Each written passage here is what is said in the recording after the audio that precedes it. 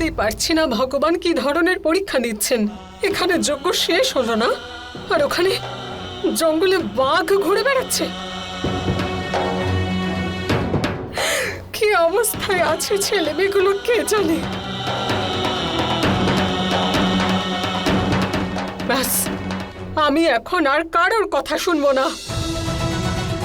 আমি নিচে যাব আমার ছেলের প্রাণ বাঁচাতে, ওকে খুঁজতে। নিশান্ত বাবা,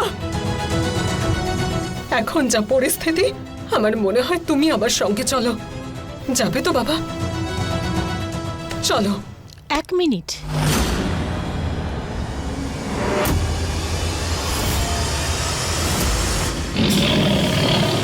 এবার এখান থেকে যাব কি করে? সামনে জঙ্গল আর পিছনে দেওয়াল।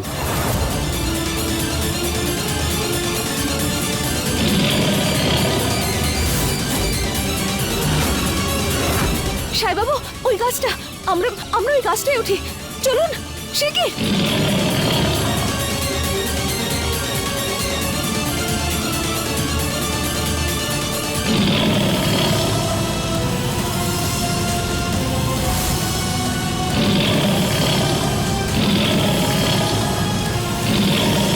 আমাদের কিছুক্ষণ এখানে থাকতে হবে।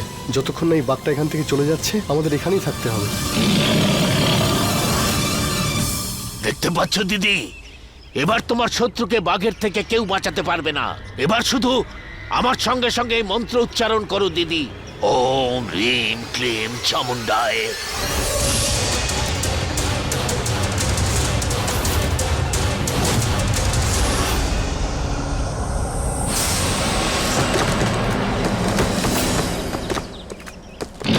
এটা কি হচ্ছে?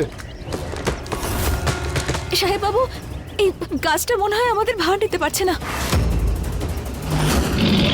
কোনো একজনকে তো নিচে নামতেই হবে। না না না বিধি, এখান থেকে নামার কোনো দরকার নেই। যতক্ষণ না বাঘ এখান থেকে চলে যাচ্ছে, ততক্ষণ আমরা এখানেই থাকবো।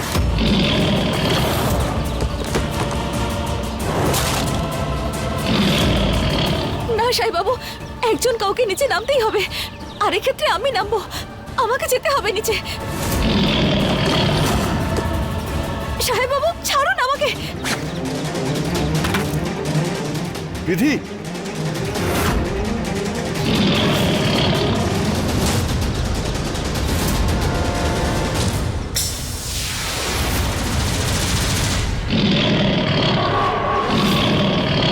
মা জগদম্বা, তোমার আদেশ শিরোধার্য। আজ যদি আমার প্রাণও চলে যায় তাহলে আমার কোনো দুঃখ হবে না, কারণ হাতে তোমার মূর্তি নিয়ে তোমার বাহনের হাতে যদি মরি তাহলে সেটা আমার সৌভাগ্য।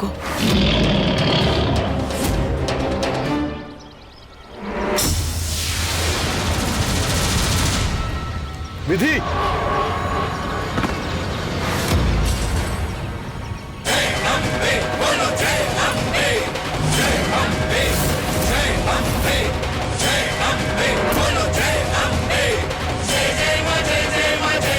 জয় মা জগদম্বা।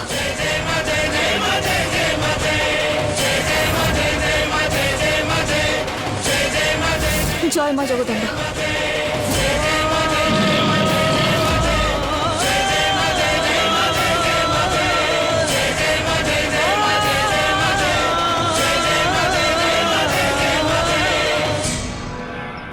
এটা কি হচ্ছে? মনে হচ্ছে বাঘের ওপর থেকে কালা জাদু নষ্ট হয়ে গেছে। দিদিকে বলতে হবে। জানি না কোথায় চলে গেল।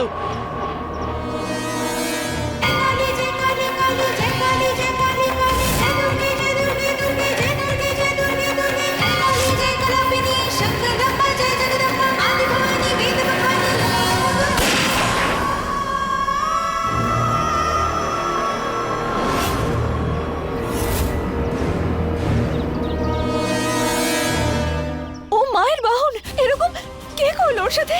সাহেব বাবু, কি হয়েছে দেখুন না। আমি দেখছি।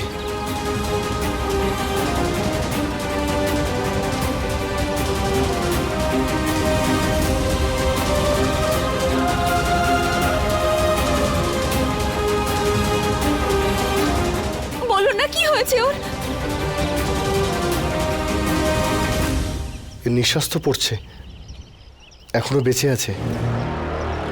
আমাদের কিন্তু তাড়াতাড়ি এখান থেকে পালাতে হবে ওর জ্ঞান ফেরার আগে। কিন্তু কিন্তু সাহেব বাবু, কে করলো এরকম? আমি।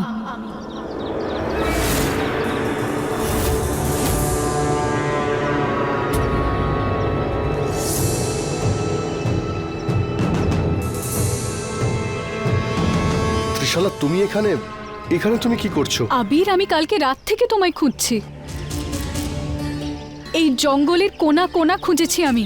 তখনই আমি জানতে পারলাম যে একটা বাঘ কোথা থেকে পালিয়ে এসেছে। আর যেই আমি এখানে এসে বাঘের আওয়াজ শুনতে পেলাম, অমনি আমি ফরেস্ট অফিসারদের ডেকে পাঠিয়েছি। এটা তো খুবই ভালো হলো যে ওনারা সময় মতো পৌঁছে গেছেন আর বাঘকে অজ্ঞান করে দিয়েছেন। থ্যাংক ইউ ম্যাডাম, আপনাদের জন্যই আমরা একে ধরতে পারলাম। আপনারা প্লিজ এখান থেকে চলে যান। এই বাঘটার যে কোনো সময় জ্ঞান ফিরে আসতে পারে, একে আমাদের ধরতেই হবে।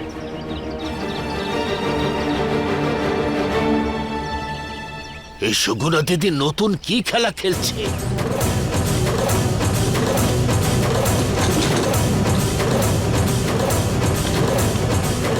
ত্রিশালা, থ্যাংক ইউ ভেরি মাচ। তুমি জানো না আজকে কত বড় একটা কাজ করেছো। তুমি আজ আমার প্রাণ বাঁচালে। কি সব বলছো তুমি আবির? এটা আমি তোমার জন্য নয়, বরং নিজের জন্য করেছি। যদি তোমার কিছু হয়ে যেত তাহলে?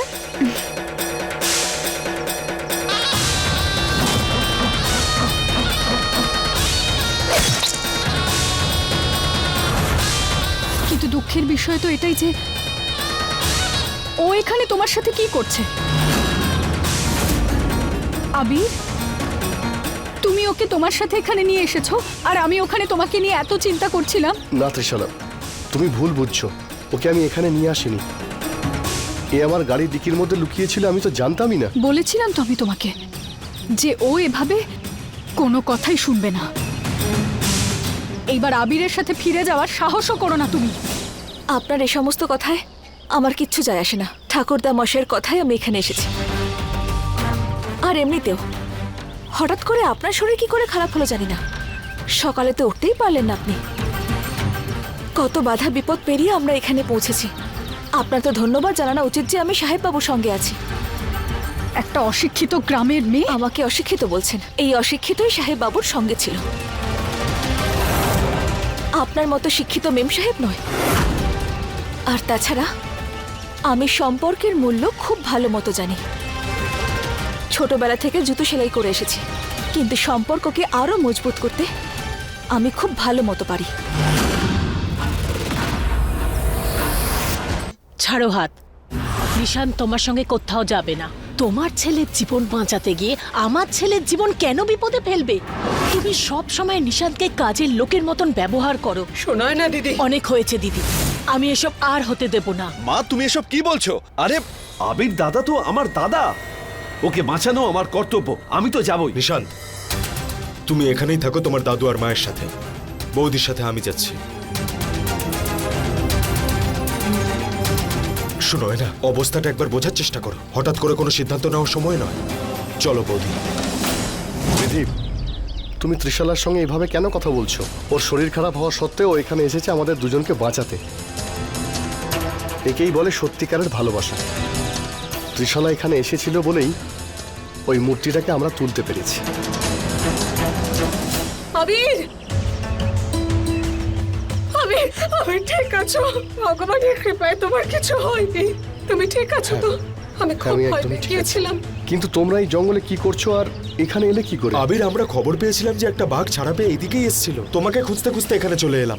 ভয়ের কোনো ব্যাপার নেই, বিপদ কেটে গেছে। ওই বাঘটা আবিরের ওপর আক্রমণ করার আগেই আমি এখানে পৌঁছে গেছি। ফরেস্ট অফিসিয়ালদের হেল্পে ওই বাঘটাকে অজ্ঞান করিয়ে আবিরকে বাঁচিয়ে নিয়েছি। ভাগ্যিস আমি সঠিক সময় পৌঁছেছিলাম, নইলে জানি না কি হয়ে যেত। আবির, বাঘ তোমাকে আক্রমণ করেছিল? ত্রিশালা, তুমি সত্যি মা দুর্গার স্বরূপ। তুমি এসে আমার ছেলের প্রাণ বাঁচিয়েছো।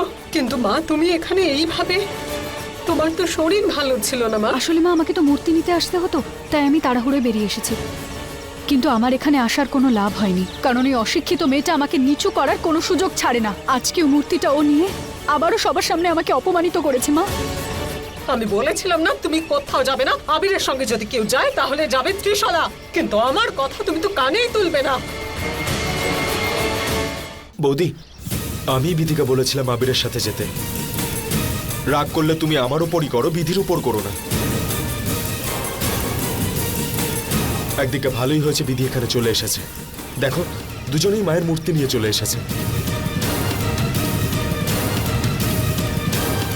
এবার আমার মনে হয় না যে কোনো ধরনের প্রশ্ন আর কিছু করার দরকার আছে। তুমি তো দেখতেই পাচ্ছ যে আবিরের জন্য কে সঠিক। বরং আমাদের তো খুশি হওয়া উচিত যে আবির আর বিধি দুজনেই ঠিকঠাক আছে। আমার মনে হয় এখন আমাদের বাড়িতে যাওয়া উচিত, কারণ বাবা চিন্তা করছে। বিপদ তো সবে আসতে শুরু করেছে। ছটফট করাতে করাতে যতক্ষণে না আমি আবিরকে শেষ করতে পারবো ততক্ষণ আমি চুপ থাকবো না।